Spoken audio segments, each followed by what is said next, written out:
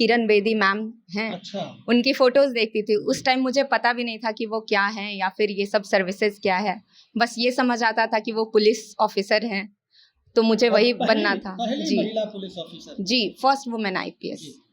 तो उनको देखकर ऐसा था दिमाग में कहीं ना कहीं कि वही करना है। फिर जब मैं जैसे जैसे पढ़ना स्टार्ट की, फिर आगे चीज़ों को समझी, जानी कि क्या होता है, कैसे कैसे एग्जाम्स और किस किस चीज़ के थ्रू आप इस फील्ड में जा सकते हो, तो उसके अकॉर्डिंग फिर मैंने प्रिपरेशन स्टार्ट की अपनी। मेरे घर वाले बहुत सपोर्टिव हैं। मैं जॉइंट फैमिली से आती हूँ। अच्छा। तो मेरे घर वाले बहुत ही ज़्यादा सपोर्टिव हैं हर मामले में। टॉपर्स के जो आंसर्स होते थे मैं उनको देखती थी, समझती थी, या फिर कहीं मैं बहुत ज़्यादा पढ़ती थी टॉपर्स के आंसर्स को। अच्छा। जितने भी शीट्स अवेलेबल हैं, मे बी मतलब बीट यूपीएससी वाले या फिर बीपीएससी वाले, मैं सबका देखती थी कि क्या लिखा है कॉपी में, क्या कैप्टिवेटिंग है, कौन सा कोट है, और वो सबको अपने आंसर्स में इनकलकेट करने की कोशिश करती थी कि अब क्या करें, क्या पढ़ें, क्या छोड़ दें, कहाँ पकड़ना है, सब देखना है। तो इस तरह के तनाव उस समय बहुत ज़्यादा हाई लेवल का होता है। तो वैसे में आपने अपने आप को कैसे संभाला और सीधा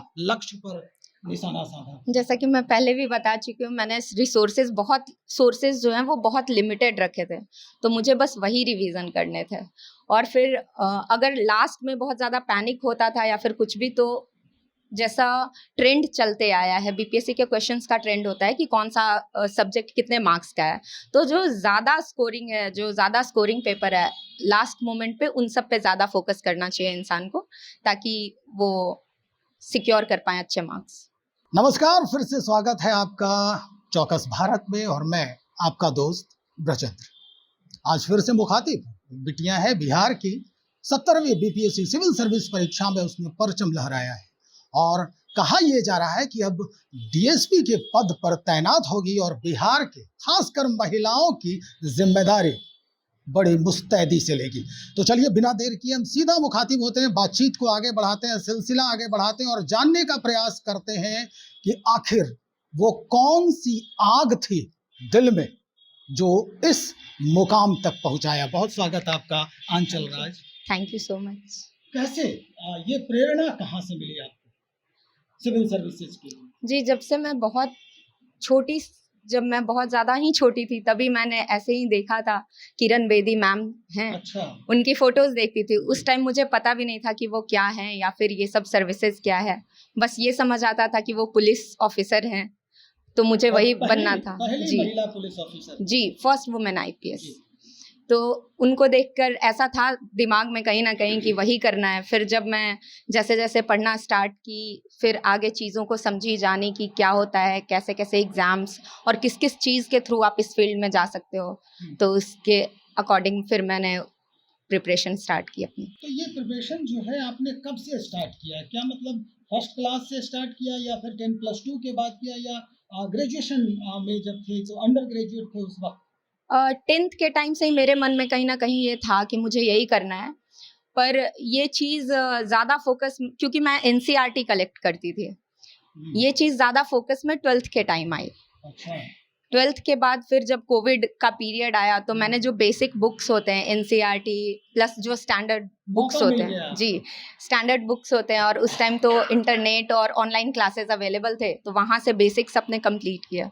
अच्छा, तो ये कौन सा अटेम्प्ट था आपका बीपीएससी के लिए? ये मेरा सेकंड अटेम्प्ट था। Second attempt? जी, बहुत बढ़िया, सेकंड अटेम्प्ट में ही आपने परचम लहरा दिया।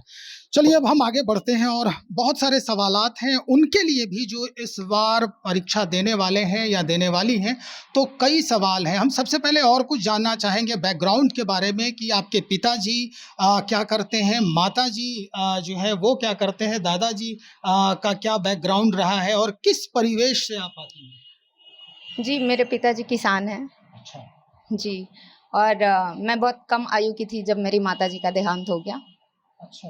जी, और दादाजी भी किसान ही हैं। अच्छा अच्छा। तो रहने वाली किस डिस्ट्रिक्ट के हैं, बिहार के किस जिला से बिलोंग करती हैं? पैतृक गांव अरवल है, पर जो मेरी पढ़ाई लिखाई, और मैं बचपन से ही जहानाबाद में रही हूँ। जहानाबाद में रही हैं और मेरी स्कूलिंग वगैरह सब जहानाबाद से हुई। कि जहानाबाद की स्कूलिंग में उस समय आपको स्कूल में कितना ये मिलता था, तवज्जो दिया जाता था इन चीज़ों के लिए कि आगे चल के आप क्या बनोगे? मैंने प्रतिभा पलवन पब्लिक स्कूल से स्कूलिंग की थी अपनी, और वो वहाँ का माहौल काफ़ी अच्छा था और टीचर्स बहुत मोटिवेटिंग थे। वो लोग शुरू से बोलते थे कि अपना गोल डिसाइड करो और उस पे फोकस करो। ज़रूरी नहीं है कि तुमको हर सब्जेक्ट में अच्छा करना है, तुम्हारा जो प्रायोरिटी है, जो करियर ओरिएंटेड पढ़ाई है, उस पे फोकस करो। तो माहौल काफ़ी अच्छा था स्कूल का। अच्छा।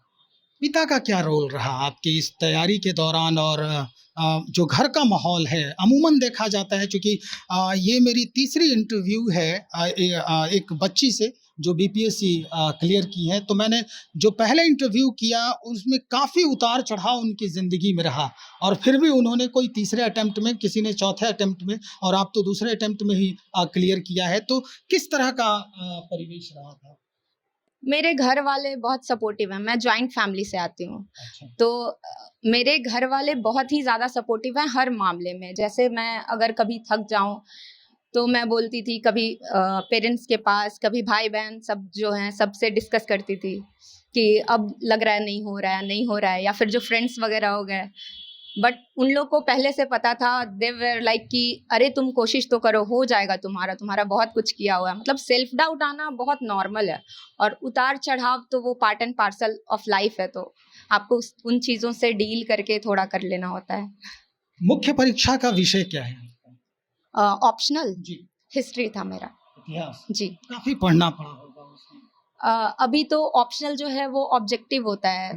तो जो बेसिक बुक्स होती हैं, या फिर अगर आपने यूपीएससी का प्रिपरेशन किया है, या फिर उससे मिलता जुलता कुछ भी पढ़ा है, तो उससे वो हो जाता है ऑप्शनल। जीएस के लिए तैयारी कैसे की?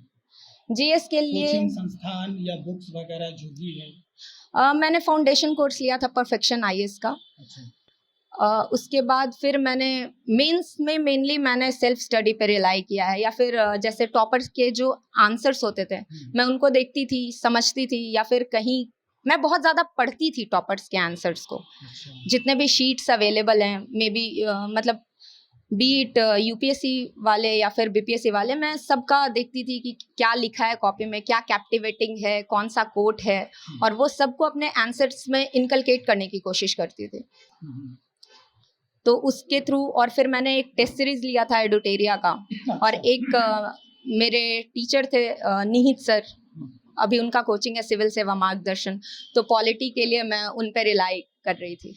किताबों की फहरिस्त सुना है लंबी होती है सिविल सर्विसेज एस्पिरेंट्स के लिए, तो उन फहरिस्तों को कैसे आप देखते हैं? मतलब बहुत सारे बच्चे बच्चियां हैं जो पूरा लाइब्रेरी तैयार कर लेती हैं सिविल सर्विसेज के नाम पे, तो क्या ये उचित है, या फिर कोई सेलेक्टिव जो है बुक्स राइटर के उनका पढ़ना चाहिए? मैंने तो अपने तैयारी में बहुत ही सिलेक्टेड बुक्स पढ़े थे, बहुत ही लिमिटेड, बट उनको मल्टीपल टाइम्स पढ़ा। अच्छा। जैसे जो भी स्टैंडर्ड बुक्स हैं प्री के लिए, अगर आप देखें प्री या मेंस के लिए, तो लक्ष्मीकांत आपके, जी, एम लक्ष्मीकांत की इंडियन पॉलिटी, फिर स्पेक्ट्रम एक बुक है हिस्ट्री के लिए, फिर मेंस के लिए बिपिन चंद्रा का जो हिस्ट्री है उसको रेफर कर सकते हैं, स्वतंत्रता संघर्ष जी, और एनसीईआरटी की 6 to 12th ज्योग्राफी और बाकी उसको सारी continue चीज़ों के लिए, करना है। जी, मतलब ज्योग्राफी इम्पोर्टेंट हो जाता है। 6 to 12 तो आपके फिंगर टिप्स में होने चाहिए।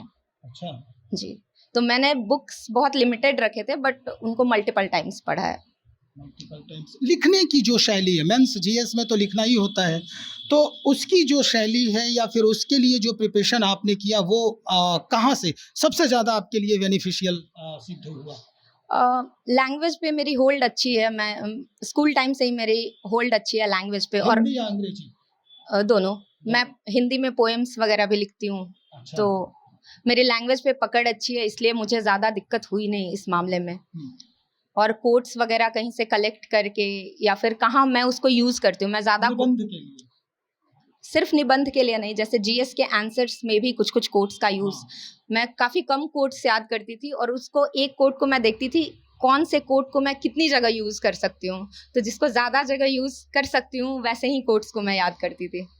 मतलब हमेशा जब मौका मिला चिपका दिए उसको? जी, मतलब वो जैसे मल्टी फेसेटेड होता है ना, कोई भी कोट का सिंगल मीनिंग ही नहीं होता है, तो वो आप संदर्भ अलग-अलग जी होते हैं। चलिए आगे बढ़ते हैं, और 26 जुलाई को प्री एग्ज़ाम है बीपीएससी सिविल सर्विसेज परीक्षा के लिए। तो अब कम दिन बचा है, मुश्किल से मुझे लगता है कि 15 या 14 दिन और बच रहे होंगे। तो अब इस पीरियड में आपने भी तैयारी की होगी प्रारंभिक परीक्षा की, तो वैसे समय में आपने अपने आप को कैसे बांधा? क्योंकि उस समय उतावलापन जो है या द्वंद्व की स्थिति, अंतर्द्वंद्व की स्थिति हमेशा चलते रहती है कि अब क्या करें, क्या पढ़ें, क्या छोड़ दें, कहाँ पकड़ना है, सब देखना है। तो इस तरह के तनाव उस समय बहुत ज़्यादा हाई लेवल का होता है। तो वैसे में आपने अपने आप को कैसे संभाला और सीधा लक्ष्य पर निशाना साधा? जैसा कि मैं पहले भी बता चुकी हूँ, मैंने सोर्सेज जो हैं वो बहुत लिमिटेड रखे थे, तो मुझे बस वही रिवीजन करने थे। और फिर अगर लास्ट में बहुत ज़्यादा पैनिक होता था या फिर कुछ भी, तो जैसा ट्रेंड चलते आया है, बीपीएससी के क्वेश्चंस का ट्रेंड होता है कि कौन सा सब्जेक्ट कितने मार्क्स का है, तो जो ज़्यादा स्कोरिंग पेपर है लास्ट मोमेंट पे, उन सब पे ज़्यादा फोकस करना चाहिए इंसान को, ताकि वो सिक्योर कर पाए अच्छे मार्क्स। अब आखिरी सवाल ये कि अगर जो स्थिति बनती है मेंस परीक्षा की, तो क्या उस समय कितना वक्त मिलता है और उस वक्त को कैसे यूज करे एस्पिरेंट्स मेंस के लिए रिजल्ट के बाद?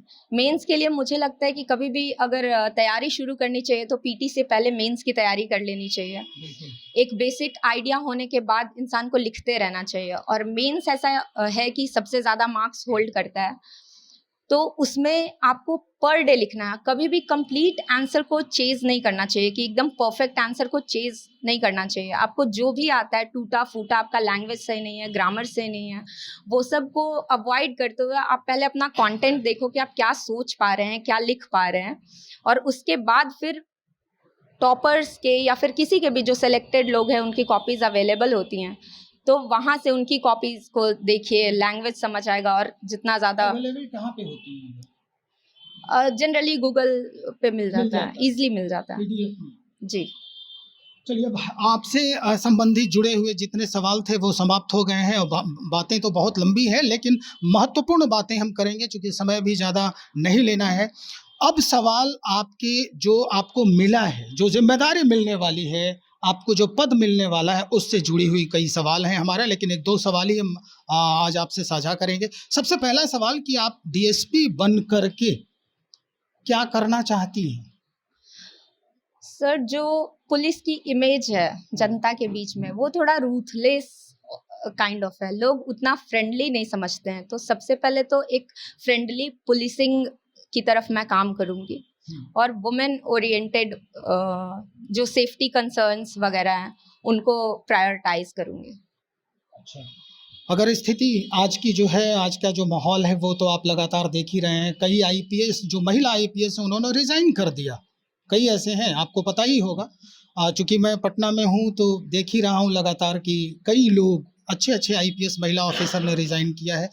तो वैसी परिस्थिति जब आए तो फिर कैसे अंगद की तरह पैर अपना जमाएंगे? सर, हम लोग बिहारी हैं, अगर हम लोग बिहार के बारे में नहीं सोचेंगे तो फिर कौन सोचेगा। तो बिहार को बेहतर जगह बनाते हैं।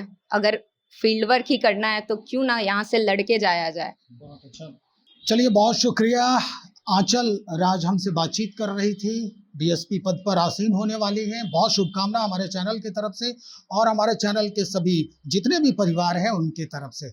उम्मीद है आंचल हमारे राज्य का नाम रोशन करेंगी और अपने जिला, जो अरवल जिला है, उसका नाम भी रोशन करेंगे। हम फिर इनसे बातचीत करेंगे जब ये पद स्थापित हो जाएंगे, जब इन्हें कोई जो सब डिवीज़न है वो मिलेगा, और जैसे भी अगर कुछ ख्याति मिलती है तो हम उस वक्त भी फिर इनसे मुखातिब होंगे और जो अद्यतन जानकारी है व्यवस्था की वो हम इनसे हासिल करेंगे और सीधा आप तक पहुंचाएंगे। इंतज़ार करें, बने रहें हमारे साथ। बहुत शुक्रिया आपका।